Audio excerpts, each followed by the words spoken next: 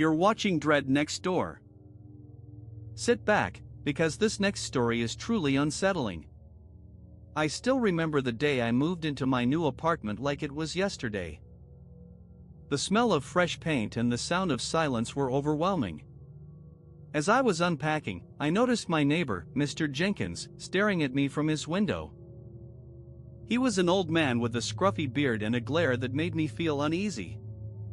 Over the next few days, I started to notice strange noises coming from his apartment. At first, it was just the sound of shuffling feet, but soon it escalated to loud banging and shouting. I tried to talk to him about it, but he just grunted and slammed the door in my face. The smell of his apartment was pungent, a mix of stale cigarettes and decay. One night, I woke up to the sound of scratching on my wall. It was a low, deliberate scratch, like someone was trying to send a message.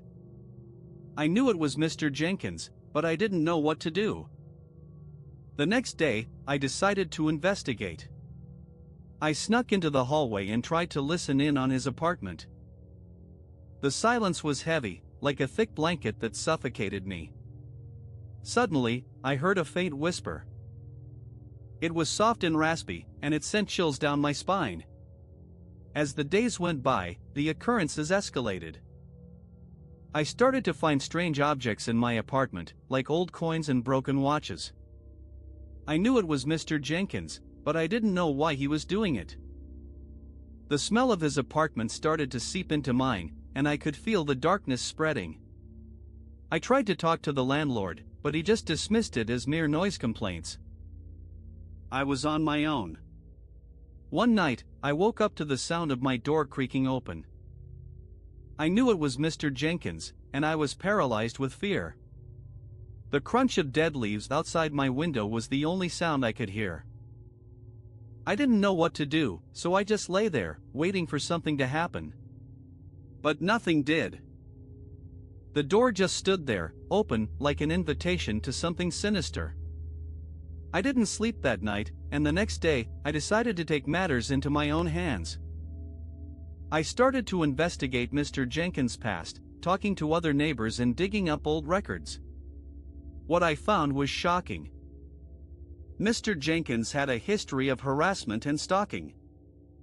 He had been kicked out of several apartments before, and the police had been called multiple times.